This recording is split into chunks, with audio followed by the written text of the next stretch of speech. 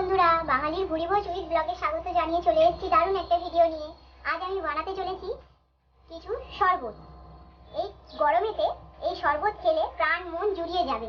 তো দেখুন, আমার সাথে থাকুন আপনারা, আমি কি করে শরবতগুলো বানাচ্ছি আমার সাথে দেখতে থাকুন।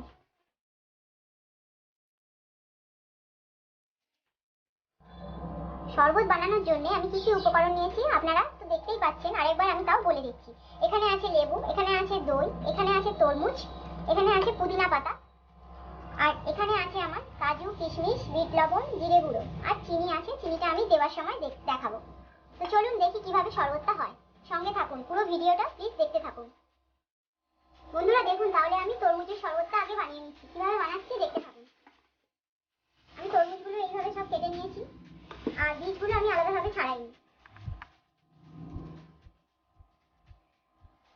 মিক্সিতে আমি এটা পেস্ট করে নেব।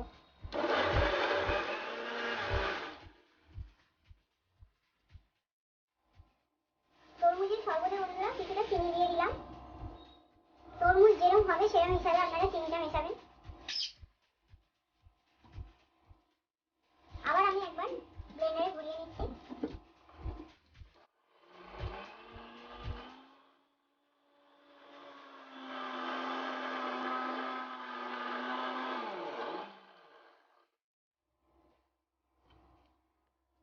এবার আমি তরমুজের শরবতটা ভালো করে ছেঁকে নিচ্ছি ছাঁকনি দিয়ে।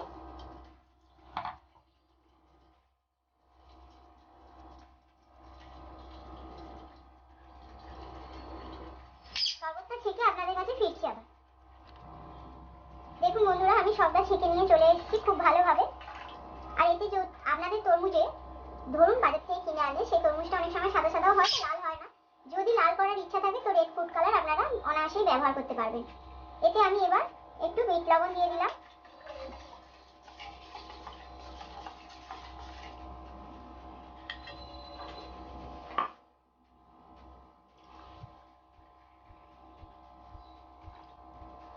তো আমার তরমুজের শরবত একদম রেডি। এরপর আমি চলুন আরেকটা শরবত আপনাদের বানিয়ে দেখাচ্ছি। এরপর আমি দইয়ের ঘোলটা বানিয়ে নেব।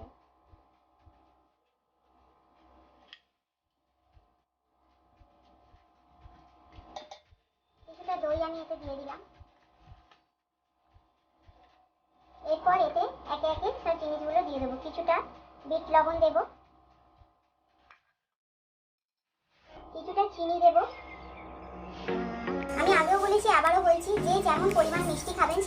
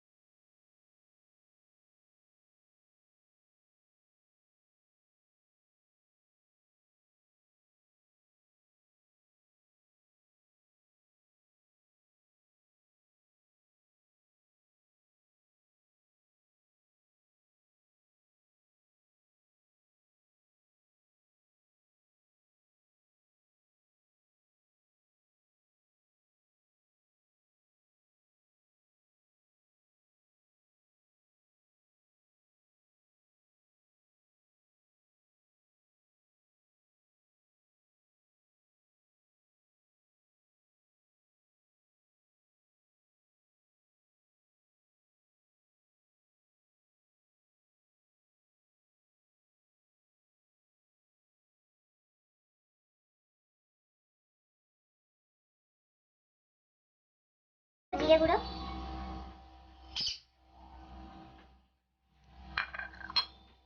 আর কিছুটা দেবো চিনি। এবার এটা আমি ভালো করে মিক্স করে দিচ্ছি আপনাদের কাছে। বন্ধুরা, আমার লেবুর শরবত একদম রেডি। আমি একটু ভালো করে ছেঁকে নিচ্ছি।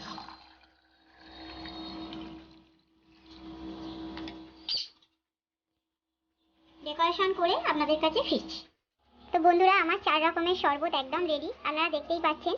ইফতারের সন্ধ্যায় সারাদিন উপোস করে যদি আপনারা এই শরবত বানিয়ে খান, তাহলে আপনাদের পেট, মন, শরীর সব ভালো থাকবে আর ঠান্ডাও হবে।